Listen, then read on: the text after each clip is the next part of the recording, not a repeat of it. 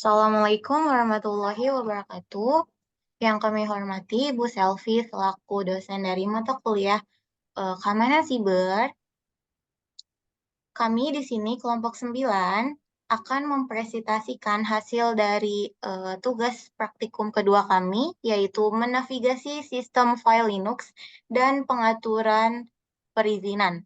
Nah, di sini kami terlebih dahulu akan memperkenalkan anggota-anggota dari kelompok 9. Yang pertama ada saya, Sista Nailia Zimi dengan NIM J0304211008, kemudian rekan saya, Ya, selanjutnya saya Fauzan Noval Gibran Ramadan dengan NIM J0304211094.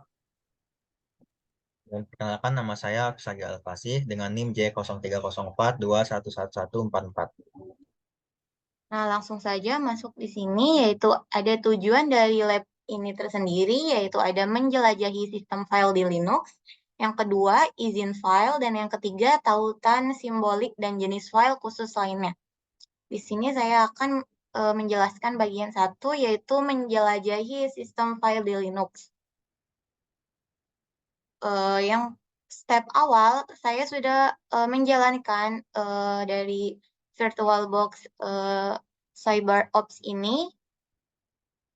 Lalu selanjutnya pada step 2, ketikkan perintah lsblk untuk menampilkan semua perangkat blok.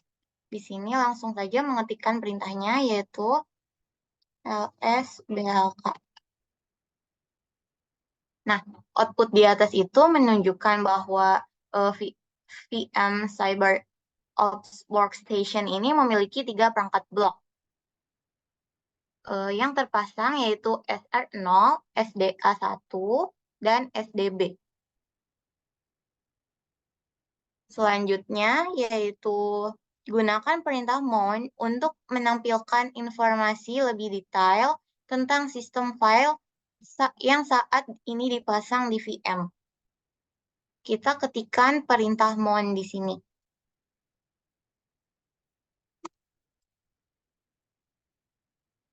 Nah, muncul seperti yang ada di samping sini ya.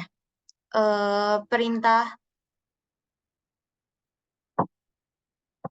mount itu digunakan untuk memount sistem file ke dalam hierarki sistem file. Proses mounting ini kemungkinan mengakses data yang disimpan dalam perangkat penyimpanan seperti hard file atau partisi melalui direktori pada sistem operasi.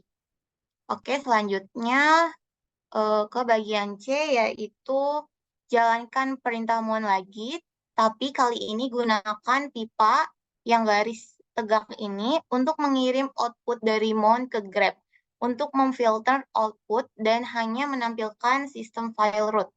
Kita coba ya perintah yang ini, mount grep SDA1.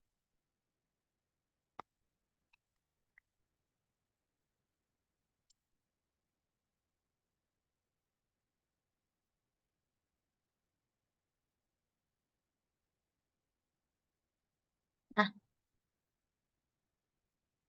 ini adalah pada output ini, filter di atas mohon menunjukkan kepada kita bahwa sistem file root-nya tuh terletak di partisi pertama pada perangkat blok SDA atau /dev/SDA1. Nah, kita tuh tahu ini adalah sistem file root karena memiliki titik pemasangan yang digunakan yaitu berupa slash. Outputnya juga memberitahu kita jenis performatan yang digunakan di partisi, di dalam hal ini export. Selanjutnya, di bagian ke yang D, yaitu keluarkan 2 perintah berikut di bawah ini pada VM. 2 perintah berikut yaitu adalah cd slash, kemudian ada ls slash. Kita coba yang cd slash terlebih dahulu. Cd slash. Kemudian yang ls min l.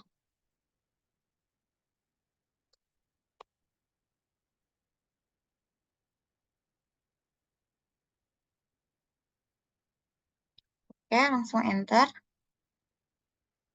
Di sini akan menampilkan outputnya, yaitu ada total 52 file yang disimpan. Nah, lanjut saja di sini ke Word-nya. Ada pertanyaan, apa arti dari keluarannya, di mana file yang terdapat disimpan secara fisik. Nah, perintah pertama ini yang cd slash mengubah direktori menjadi direktori root. Nah, direktori root adalah tingkat tertinggi dari sistem file.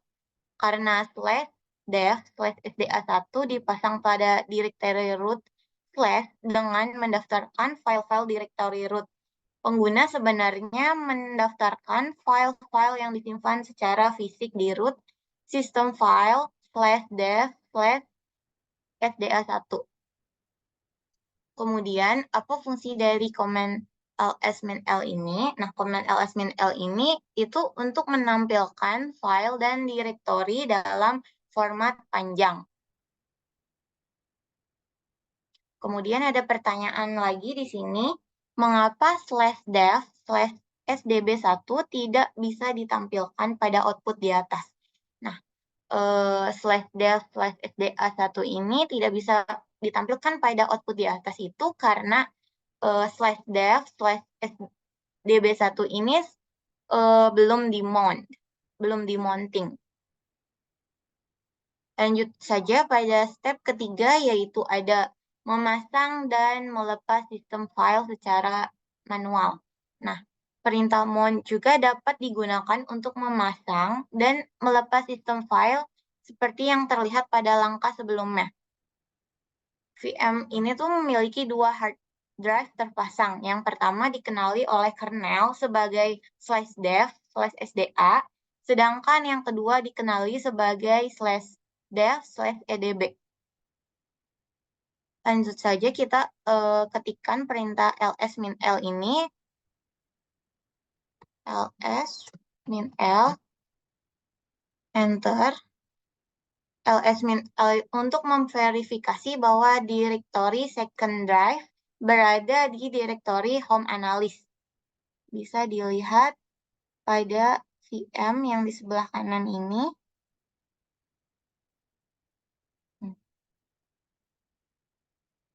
Nah, jika direktori second drive ini tidak ada, gunakan mkdir perintah second drive untuk membuatnya. Caranya itu dengan mengetikkan mkdir second drive.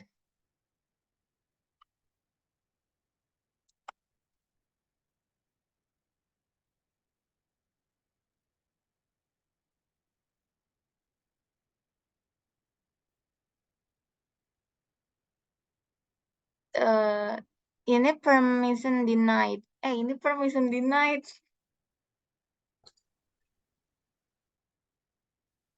Oke, lanjut. Di catatan, jika direktori second drive tidak ada, gunakan mkdir perintah second underscore drive untuk membuatnya. Kita langsung saja menuliskan komennya di sini, mkdir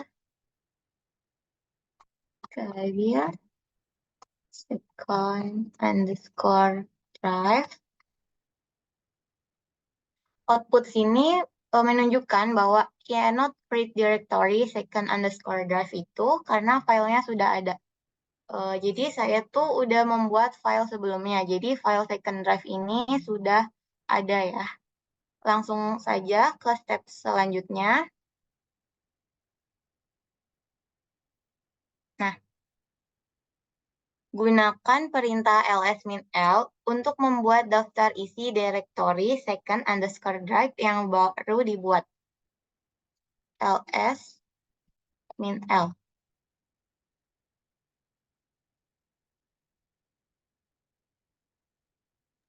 Pause. Oke, selanjutnya kita beralih ke yang bagian B, yaitu gunakan ls-l lagi untuk membuat daftar isi direktori dari second underscore drive. Perintahnya yaitu adalah ls-l spasi second underscore drive slash.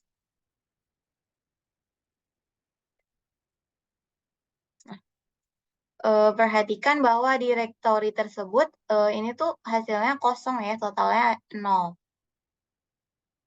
Selanjutnya, yang C, yaitu gunakan perintah mount untuk memasang /dev/sdb1 pada direktori second_drive yang baru dibuat. Kita ketikkan perintah ini. sudo mount /dev/sdb1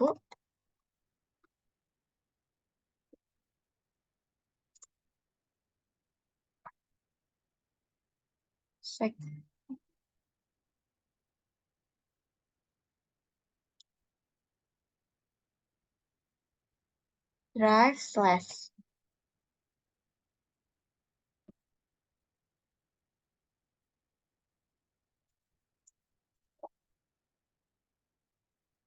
Nah, ini tuh perangkat yang akan dipasang berarti /dev/sdb1. Kemudian kita ketikkan ada password for analyst. Tidak ada output yang diberikan yang berarti proses pemasangan ini tuh berhasil dilakukan. Selanjutnya kita lanjutkan ke bagian D. Setelah /dev/sdb1 telah dipasang di /home/analyst/second_drive. Nah, gunakan perintah ls-l lagi untuk membuat daftar isi direktori lagi. Kita ketikkan di sini. Bentar sis, itu ini apa namanya? Itu Ini isi ini password dulu, isi password dulu. Aduh, isi lupa. passwordnya. Ya. Hmm. Passwordnya Iya. apa sih? Oke, lanjut ke bagian C, yaitu gunakan perintah mount untuk memasang /dev/sdb1 pada direktori second_drive yang baru dibuat. Langsung saja ketikkan perintah di samping kanan ini dengan mengetikkan sudo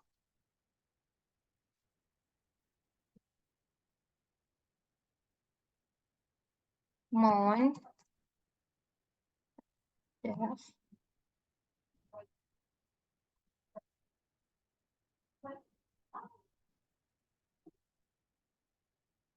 /second_drive/.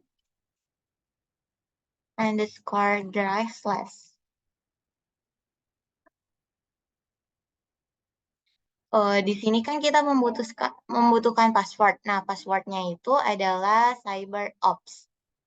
Ketikkan CyberOps untuk password di sini. Kok comment not found?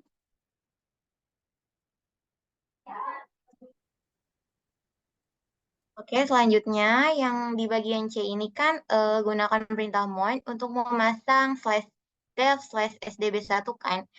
Saya sudah mengetikkan perintahnya pada terminal di samping kanan saya. Dengan mengetikkan perintah ini, bisa dilihat bahwa outputnya adalah yang diberikan itu kosong atau tidak ada outputnya, kan telah berhasil. Selanjutnya beralih ke bagian D, yaitu command /dev/sdb1 telah dipasang di /home/analyst/second_drive. Gunakan perintah ls-l ini untuk membuat daftar isi direktori lagi. Saja kita ketikkan _drive / bisa dilihat outputnya ada total 20 output. Nah, lanjut ke pertanyaan, mengapa direktori tidak lagi kosong, di mana file yang terdaftar disimpan secara fisik. Kan setelah dijelaskan di awal tadi juga kan, setelah di mount, bahwa ini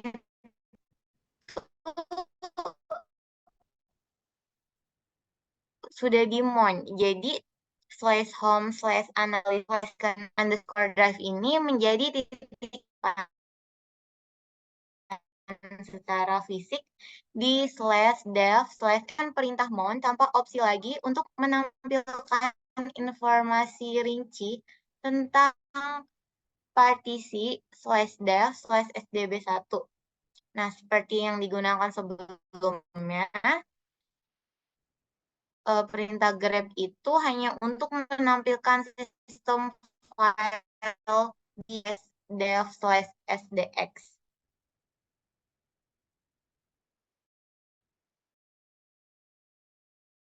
Langsung saja ketikkan perintah grep dev ssd.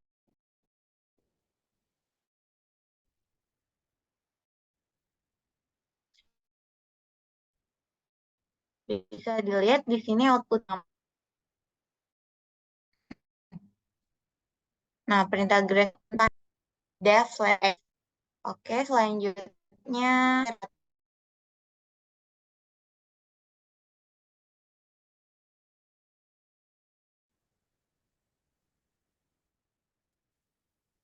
berikutnya yaitu lanjut ke bagian yaitu di sini ada perintah mount grep/dev/sd. Langsung saja kita ketikkan perintah mount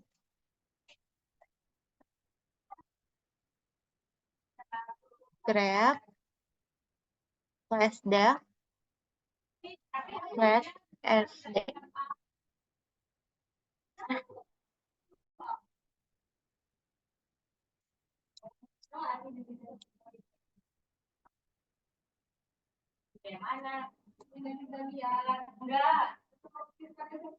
Nah, bisa dilihat di sini bahwa outputannya itu adalah sama seperti yang di Word ini. Perintah grep itu hanya untuk menampilkan sistem file /dev/sdx. Oke, selanjutnya bagian terakhir dari part 1 yaitu bagian yang F.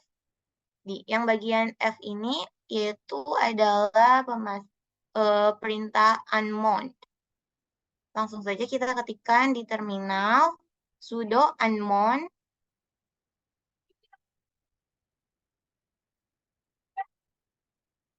/dev/sdb1.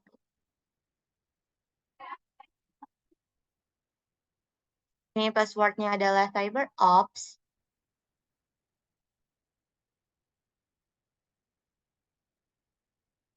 Atau kita bisa langsung comment not found lagi. Jangan di stop, Gi.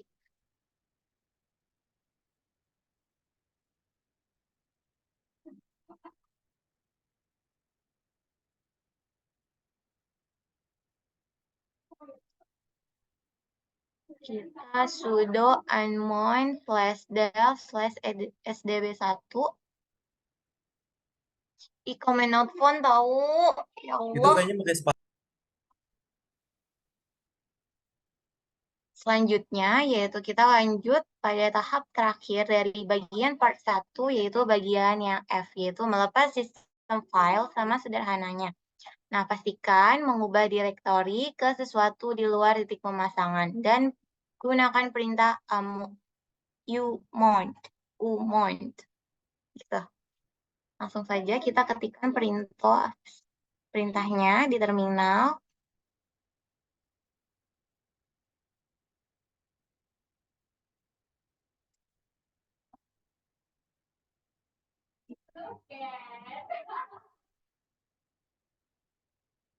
/dev/sd.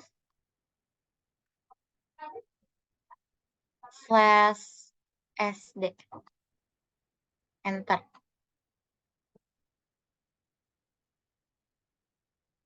Di sini saya kasih spasi ya.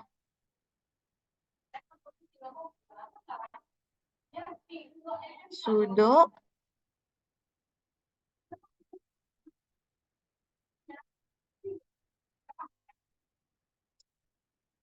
/sdb1.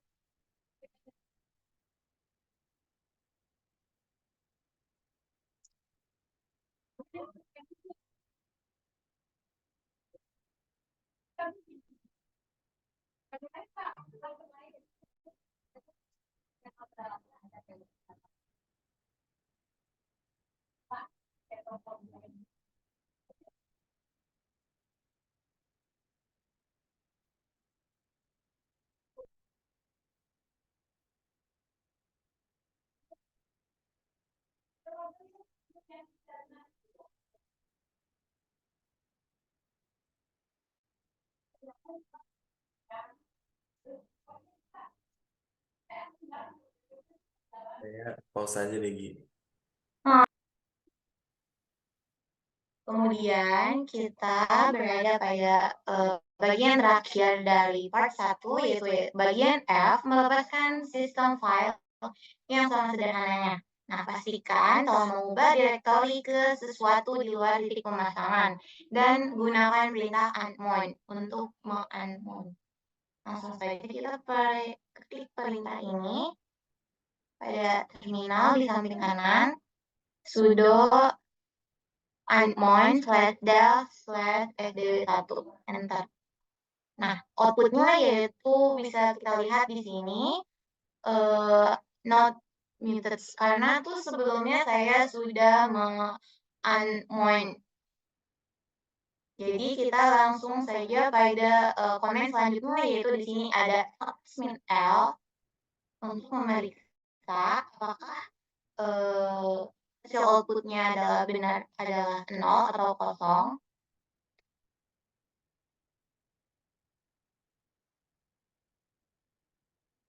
Reflex.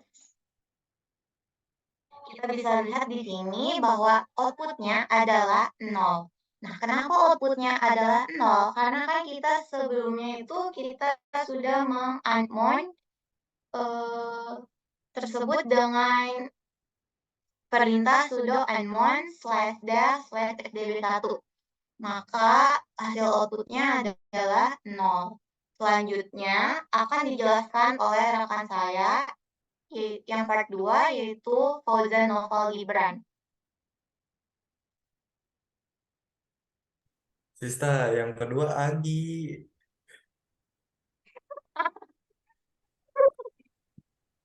Ih, katanya jangan gimana sih katanya? Agi.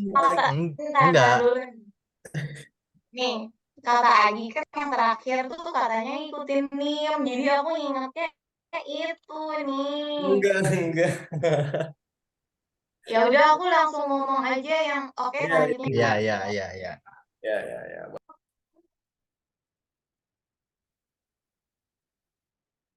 Oke, yang part 1 itu sudah selesai. Selanjutnya akan dijelaskan oleh rekan saya, yaitu Hafiz Agi, untuk part 2, izin berkas.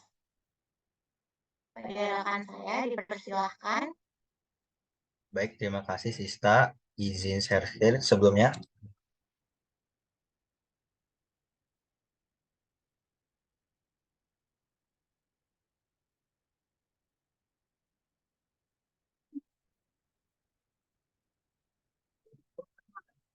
Baik, di sini saya akan menjelaskan dari part 2, yaitu izin berkas.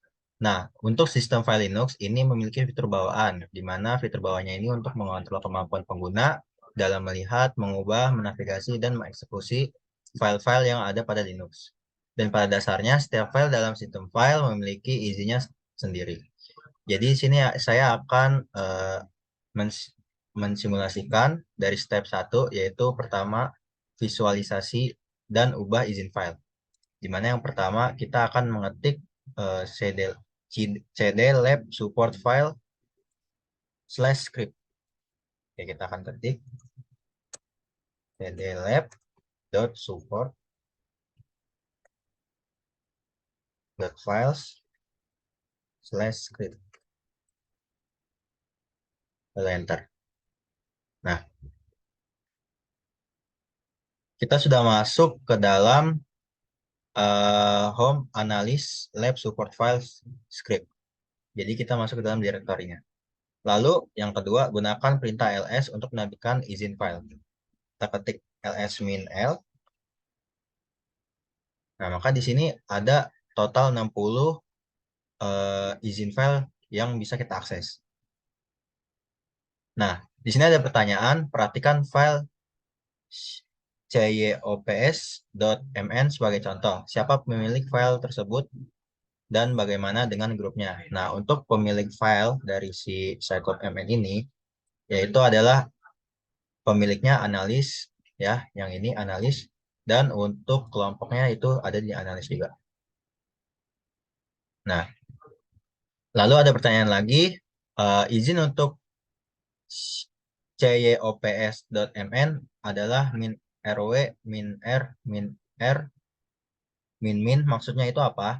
Nah, jadi untuk maksud dari apa min rw, min rr itu, jadi maksudnya adalah pemilik file atau pengguna analis dapat membaca dan menulis ke file, tetapi tidak dapat mengeksekusi, atau min rw anggota grup analis. Nah, lalu juga anggota grup analis juga atau selain pemilik hanya dapat membaca file dan tidak diperbolehkan untuk mengeksekusi atau mengganti penulisan filenya. Lalu semua pengguna lain tidak diperbolehkan menulis atau mengeksekusi file tersebut. Oke, lanjut ke C, di mana perintah sangat sederhana dan berguna ini memungkinkan pembuatan file teks kosong dengan cepat. Gunakan perintah di bawah ini untuk membuat file kosong di direktori /mnt. Nah, di sini saya akan mengetik touch/mnt/mynewfile.txt. Kita langsung ketik aja touch, lalu /mnt, lalu slash lagi mynewfile.txt. Nah, di sini akan ada tulisan touch cannot tidak bisa atau permission denied ya. Jadi kenapa file itu tidak bisa dibuat ya? Nah, jadi karena kita belum menambahkan opsi D. Lalu ini juga harus mencatatkan izin dari direktori induk. Nah, jadi untuk bisa mengakses filenya, kita keluar dulu dari ini, lalu cd, lalu kita ketik ls min ld/mnt. Kita ketik ls min ld/mnt.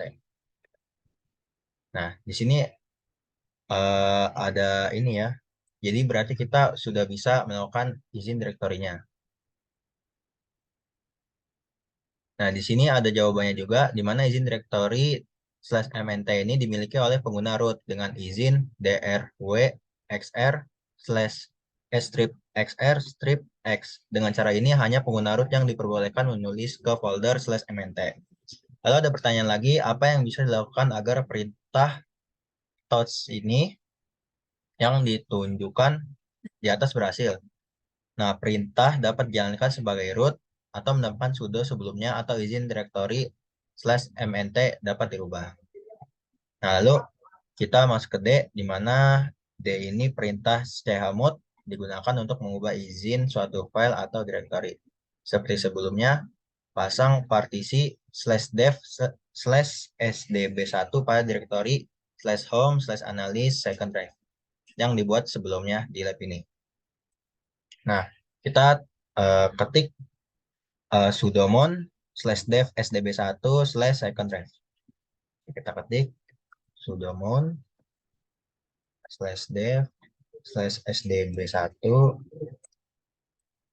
lalu /second drive. Passwordnya CyberOps. Nah, di sini kita sudah common ya. Jadi kita ini sudah bisa. Nah, lalu kita langsung aja masuk ke E, ubah ke direktori second drive dan daftarkan isinya. Oke, kita akan ketik cd second drive. cd /second drive.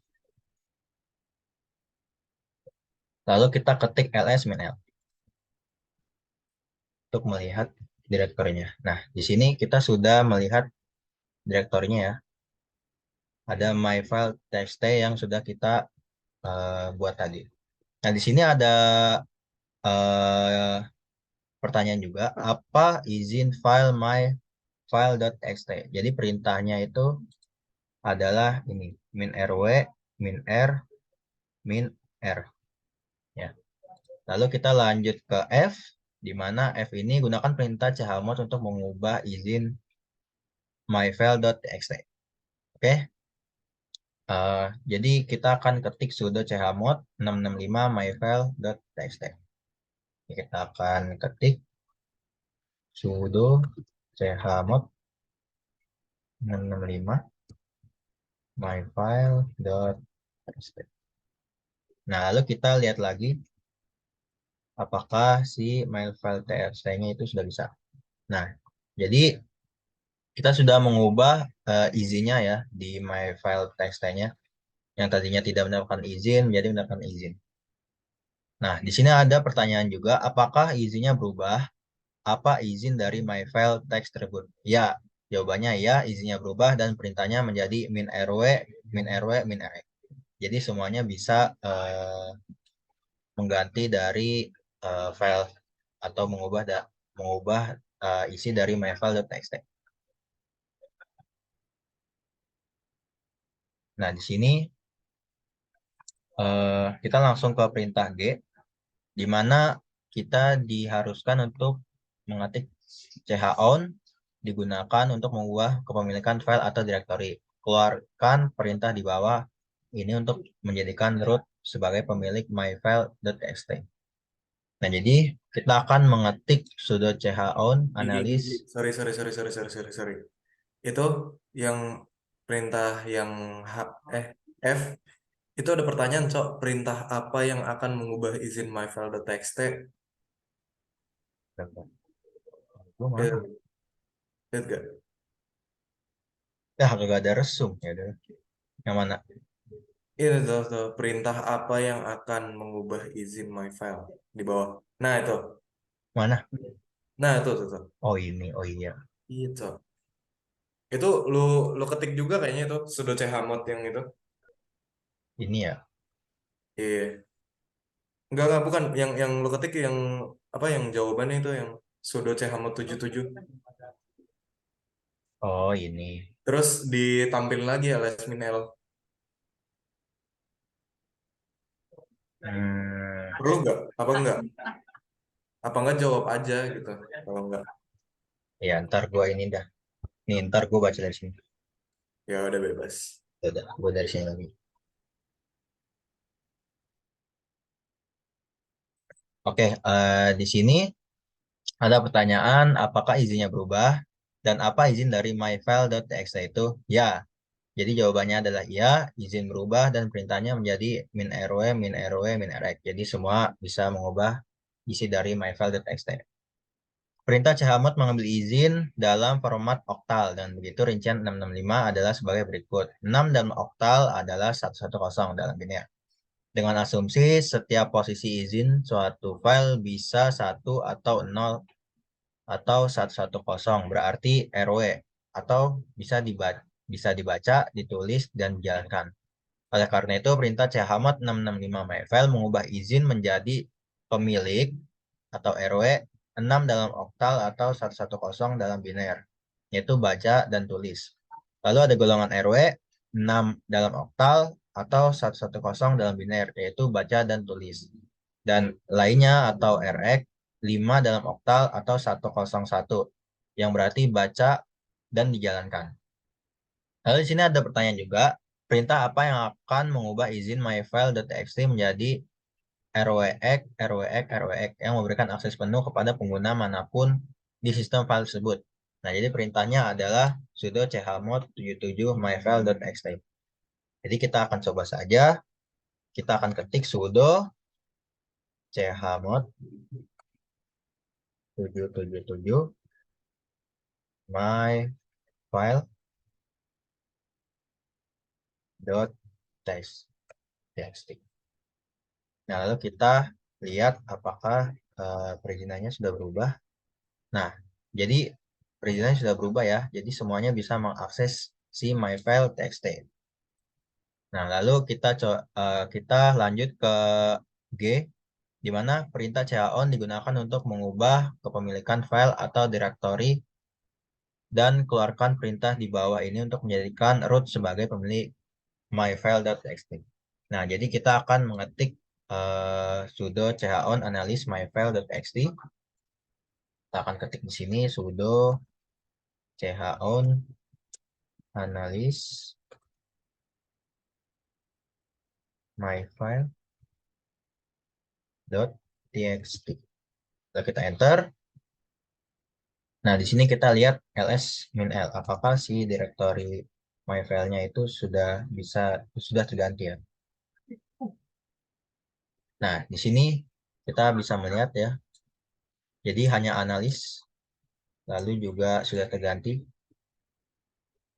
Oke, di sini ada catatan untuk mengubah pemilik dan grup menjadi analis secara bersamaan gunakan sudo chown analis format myfile.txt. Oke, lanjut ke H ya. Sekarang analis adalah pemilik file. Coba tambahkan kata tes di akhir myfile.txt. Nah, jadi kita akan ketik echo tes lalu myfile.txt. Ya, kita akan ketik echo tes lalu myfile.txt.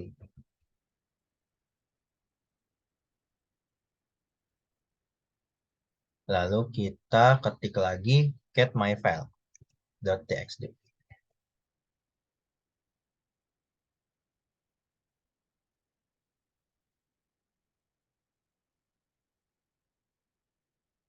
Nah, di sini sudah bisa ya. Nah, di sini juga ada pertanyaan apakah operasinya berhasil dan jelaskan. Ya, jadi operasinya itu berhasil. Jadi analis adalah pemilik file dan izinnya masih disetel ke 665 seperti sebelumnya. Izin apa adanya. Memungkinkan pemilik dan pengguna di grup root untuk membuat perubahan pada file.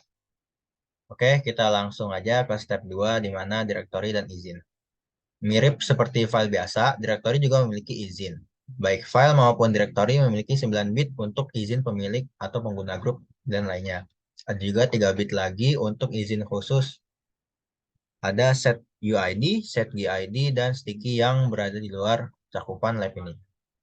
Kita masuk ke A, di mana ubah kembali ke direktori home, analysis, support files, dan jalankan perintah ls-l untuk mencakupan semua file dengan detail. Jadi kita akan ketik cd untuk keluar dari direktori si secondary. Kita ketik cd lalu lab.support.files. Nah, kita masuk ke direktori lab support files. Lalu kita cek direktorinya ada apa aja dengan ketik ls-l. Nah, di sini ada total 580 jenis direktori ya yang ada di dalam lab support files. Nah, di sini juga ada pertanyaan, bandingkan izin direktori malware dengan file mininet service. Apa perbedaan antara bagian awal baris malware dan baris mininet service? Jadi di sini kami sudah jawab ada perbedaan di mana ada huruf D di awal sebelum izin direktori malware.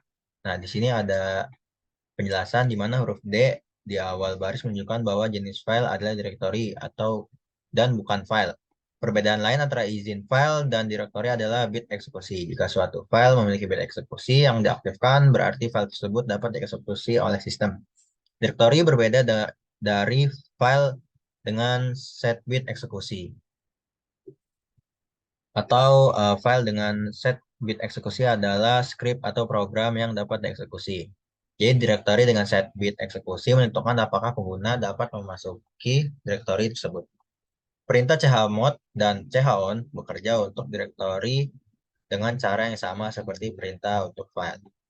Baik, selanjutnya akan dibawakan oleh uh, teman saya yaitu Fauzan.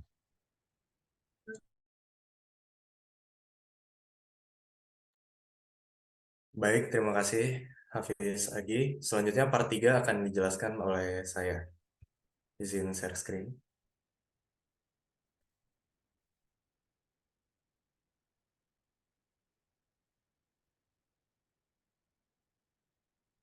Oke, kita lanjut ke part 3, tautan simbolik dan jenis file khusus lainnya.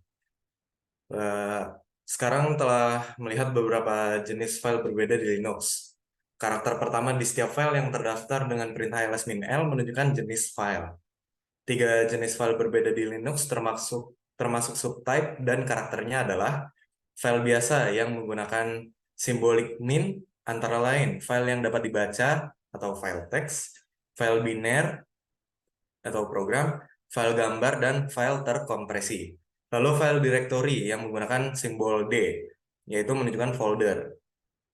Lalu file khusus yang termasuk blokir file yang menggunakan simbol huruf B, itu file yang digunakan untuk mengakses perangkat keras fisik seperti titik pemasangan untuk mengakses hard drive. Lalu ada file perangkat karakter yang menggunakan simbol C, yaitu file yang menyediakan aliran input dan output serial. Terminal TTY adalah contoh dari jenis file ini. Lalu file pipa yang menggunakan simbol P, yaitu file yang digunakan untuk meneruskan informasi di mana byte pertama yang masuk adalah byte pertama yang keluar. Ini juga dikenal sebagai FIFO, yaitu masuk pertama, keluar pertama. Lalu selanjutnya ada file tautan simbolik yang menggunakan huruf I. File yang digunakan untuk menghubungkan ke file atau directory lain. Ada 2 jenis, yaitu tautan simbolis dan tautan keras.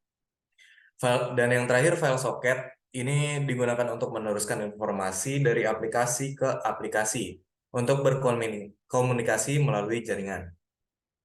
Langsung saja kita masuk ke step pertama, yaitu memeriksa jenis file. Step A, gunakan perintah ls-l untuk menampilkan file di folder home analyst. Perhatikan karakter pertama setiap baris adalah min, yang menunjukkan file, atau D, yang menunjukkan directory. Langsung saja kita coba ls-min, ls-min-l. Kita lihat di sini ada 16 file directory yang awalnya ada huruf D, tapi di sini memang D semua. Jadi di sini adalah menunjukkan file directory. Kita lanjut ke step yang B. Buat daftar directory /dev, gulir ke tengah output dan perhatikan bagaimana file block dimulai dengan B, file perangkat karakter dimulai dengan C, dan file tautan simbolis dimulai dengan I. Kita coba saja ls-l/dev/. Ya, di sini ada banyak ya. Ada yang menggunakan awalnya D, nih. Ada yang D, oh sorry, ternyata bukan I ya, melainkan L. Yaitu file tautan ya, yang menggunakan L. Lalu yang C itu file perangkat karakter. Ini yang kuning. Biasanya dibedakan menggunakan warna ya. Untuk C sendiri menggunakan warna kuning, yang D menggunakan warna biru, lalu yang tautan menggunakan warna Tosca ya. Lalu kita lanjut saja ke step yang C.